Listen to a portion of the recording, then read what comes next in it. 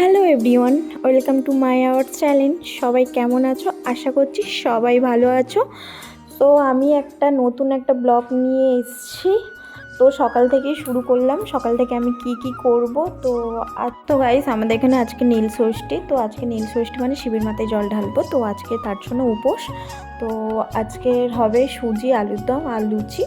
তো মা সুজিটা ভাজছে, মা সুজিটা করবে। তো আমি প্রথমে ঘুম টুম থেকে উঠে গ্রিন টি খেয়ে নিলাম। তো খাওয়ার পর এটা হচ্ছে আলু কেটেছে, আমি আর মাই উপোসটা করব। তো আর হাজব্যান্ড তো অফিসে যায়। তো যাই হোক গাইস, বেশি বক বক না করে তো দেখা যাক সারাদিন কি কাজ করলাম আর তোমাদেরকেও শেয়ার করব। তো ফার্স্টেই আমি এই ময়দাটা মাখবো। আমি কিছু জিনিস অ্যাড করেছি। অ্যাকচুয়াল ব্যাপারটা, ময়দা মাখার আগে যদি এই জিনিসগুলো অ্যাড করা যায় তাহলে লুচিটা খুব টেস্টি হয় আর লুচিটা খেতেও খুব ভালো লাগে আর মজমজা ফ্লেভার আছে। তো গাইস, তো আমি বলি, তো আমি ফার্স্টেই লুচির মধ্যে কি দিলাম। প্রথমে চিনি দেব, তারপর একটু ময়ম দেওয়ার জন্য একটু তেল। তো তারপর আমি সুজি দিয়েছি, নুন দিয়েছি, এগুলো পরিমাণ হিসাবে দিয়েছি। তো যতটা ময়দা নেব ততটাই দিয়েছি, তারপর একটু নুন, ব্যাস। তারপর একটু গরম জল দিয়ে তারপর আমি ময়দাটা মাখা হয়ে গেছে। তো তারপর আমি ওইটা এরকম দেখছিলাম ওরকমভাবে। তোমরা কেউ ভেবো না যে আমি ময়দা মাখতে পারি না। যাই হোক, আমি ময়দা মাখতে পারি। ওটা মাখা কমপ্লিট হয়ে গেছে। তারপর তো আমি জাস্ট ওটা এমনিই করছি। আলুর দমের জন্য পেস্ট করব, টমেটো, লঙ্কা, আদা, তো এইগুলোই পেস্ট করছি তো মিক্সিতে। তো যাই হোক গাইস, তো তারপর আমি আলুর দমটা করব। তো মিক্সিতে এখন পেস্ট হচ্ছে। তো পেস্ট করার পর এই দেখো আমার ফাইনালি পেস্ট করা হয়েও গেছে। তারপর আমি আলুটা ভেজে নিচ্ছি নুন আর হলুদ দিয়ে।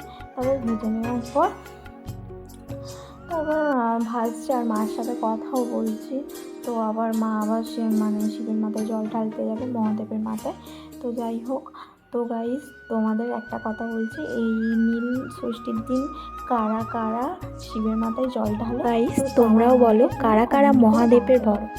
যারা মহাদেবের ভক্ত তারা কিন্তু আমাকে কমেন্ট করে অবশ্যই জানাবে। তো যাই হোক গাইস, এরা তোমাদের সাথে গল্প করতে করতে ফাইনালি আমার আলুর দমটাও কমপ্লিট। তারপর বাপি এসে বললো তোমাদের রান্না হয়ে গেছে। তো আমি বললাম তো এখনও রান্না হয়নি, তো কিছুক্ষণ আগেই তো রান্নাটা বসিয়েছি, তো একটু দেরি হবে। আমি একটু আস্তে আস্তে কাজ করি, ধীরে সুস্থে, অত স্পিডে কাজ করতে পারি না। যাই হোক, তো কাজগুলো করছি। তো তারপর আমি আলুটা ভাজা কমপ্লিট হয়ে গেল। প্রথমে আমি আলুটা ভেজে নিলাম। তো ভাজার পর তারপর মশলা কষিয়ে তারপর আলুটা দিয়ে দিলাম, তারপর গরম জল ঢেলে দিলাম। তো আমি এরকমই, তারপর হ্যাঁ ফার্স্টে ফোড়নটা দিই। হ্যাঁ, ফোড়নের কথা তো ভুলেই গেছি, না হলে না আলুর দম সেই লেভেলের হবে। যাই হোক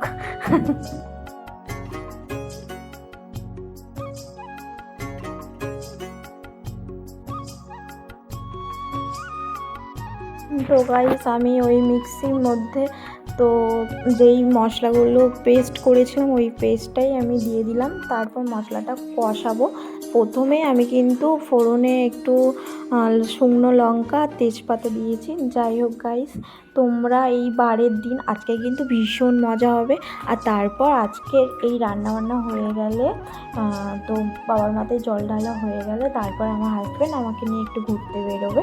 তো যাই হোক, তোমাদের কাছে শেয়ার করছি, দেখতে থাকো কোথায় আমাকে নিয়ে যায়।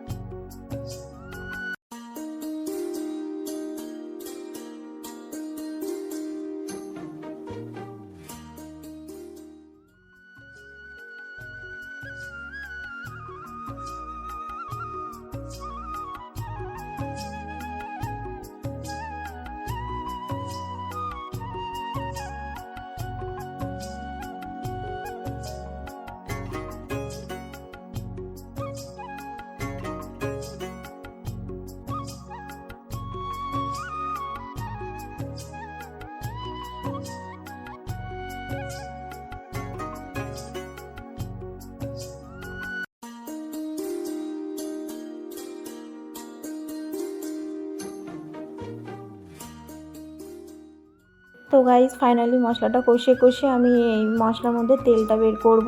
তেলটা বের করার পর তারপর আমি আলুটা দেবো। তো এখনও দেরিই আছে। যাই হোক, মা তো সুজি করে নিয়েছে, এখনও লুচিটা হয়নি। লুচিটা সবে মাখা হয়েছে, লুচিটা হবে। আলুর দমটা হয়ে গেলে তারপর লুচিটা হবে। তারপর কটা বাসন ছিল, তো এটা একটু মেজে টেজে নিয়েছি।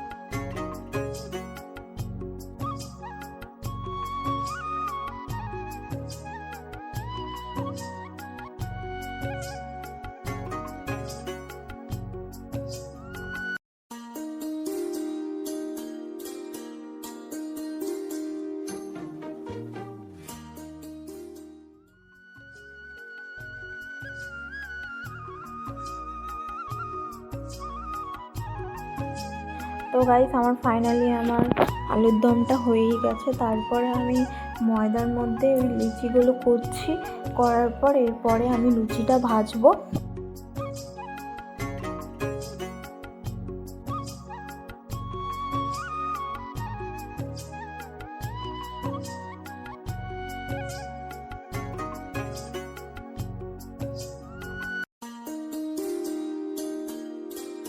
তো গাইস মা লুচি ভাজছে আর আমি লুচিটা বেলে দিচ্ছি। যাই হোক, মা আমার অনেক হেল্প করে দেয়। তো মায়ের সাথে আমার সত্যি কথা বলতে গাইস, মায়ের সাথে আমার বন্ধুত্ব সম্পর্ক আমার অনেক কিছুতে সাথ দেয়, অনেক কিছুতে হেল্প করে দেয়। আমি যেরকম শাশুড়ি মা, আর হ্যাঁ গাইস তোমাদেরকেও যেন এরকম শাশুড়ি মা, সংসার মেয়েদের যখন সংসার হয় তো সবাই শাশুড়ি মায়ের চোখে দেখে। তো আমি এটাই বলবো, তো শাশুড়ি মাকে কখনো, হ্যাঁ যদি শাশুড়ির চোখেই দেখো তাহলে সেই সংসার কি বলো তো, ঝামেলা অশান্তি কিছু না কিছু হতে থাকবে। সবসময় শাশুড়ি মাকে নিজের মায়ের মতনই ভাববে আর নিজের সংসারই ভাববে। তো দেখবে সেই সংসার হোক আর সেটা যেটাই হোক, নিজের ভেবে সব কিছু করলে সেটা পারফেক্টই হবে আর সব ভালোই হবে। কথা বলবো, আমি একটু বলছি বলে এই না যে ভেবো না যে আমি একটু বেশি জ্ঞান দিয়ে ফেলছি, ওরকম কিছু না। আমি আমার মনের কথাটা তোমাদের কাছে শেয়ার করছি। হ্যাঁ, যার ভালো লাগবে সে শুনবে, যার ভালো না লাগবে সে স্কিপ করে যেতে পারো, কোনো প্রবলেম নেই। যাই হোক, আমার যেটা মনে হয় তো আমি সেটাই বললাম। আর হ্যাঁ গাইস, সব কিছু নিজের ভেবে সব কিছু নিজের মনে করে করবে, সে কাজ হোক আর যাই হোক সব কিছু ভালোই হয়। আর একটা কথা, তোমাদের যদি মনে হয় যে আমি বেশি জ্ঞান দিচ্ছি তো ঠিক আছে, যাদের ভালো না লাগবে তারা স্কিপ করে যেতে পারো। আমার যেটা মনে হলো সেটা আপনাদের কাছে আমি শেয়ার করছি। ভালো লাগলে শুনবে, না ভালো লাগলে শুনবে না। আর আমি কোনো জ্ঞান দিচ্ছি না, আর আমি যেটা বলছি আমার মনে হয় এটা ঠিক, আর আমার এটা ঠিকই মনে হয়। কার কি ভুল মনে হয় আমি সেটা জানি না। যাই হোক গাইস, তো ফাইনালি আমার সব কিছু মানে কাজ বাজ রান্না বান্না সব কিছু কমপ্লিট হয়ে গেছে। আমার হাজব্যান্ডকে বললাম যে তুমি বাড়িতে, ও আসছে বাড়িতে, তো আজকের জন্য। হ্যালো গাইস, আজকে আমাদের বাগানের বাড়িতে এসে ভিউ। তো গাইস দেখো, ভিউটা জাস্ট অসাম লাগছে। তো বাগান বাড়িতে যখন আসলাম তখন আমি আর মানে কি বলবো, মানে আসার সময় বাইকে ছিলাম, তো আমি আর ভিডিওটা নিতে পারিনি, তাই আর ভিডিও করা হয়নি। তাই বাগান বাড়ির এই ভিউটাই দেখালাম। তো গাইস দেখো বাগান বাড়িটা কত সুন্দর লাগছে, আর চারিপাশে সবুজে সবুজ, জাস্ট অসাম। আর এখানে যা ওই ওপরতে মানে চারতলায় ওপরে উঠে যা সুন্দর লাগলো, উফ দারুণ দারুণ, কোনো কথা হবে না। তো এটাই বলবো, চারিপাশে যেখানে দেখছি সবুজে সবুজ, মনটাও পুরো শান্তি হয়ে গেল। আর ওটা হচ্ছে একটা দাদা হয়। তো গাইস প্রথমে যে বললো হ্যালো গাইস, ওটা হচ্ছে আমার হাজব্যান্ড, ওই বলছিল আর ওই ভিডিওটা করে দিচ্ছিল, তো ওই জন্য। তো ওই দেখো ছাগল যাচ্ছে, ঠিক আছে। আর কত সুন্দর লাগছে, দেখতেও সুন্দর লাগছে। আমরা তো এটা ভিডিওতে, সামনাসামনি জাস্ট সুন্দর, এত সুন্দর লাগছে তোমাদেরকে বলে আমি জাস্ট বোঝাতে পারছি না। আমার সত্যি খুবই ভালো লাগছে।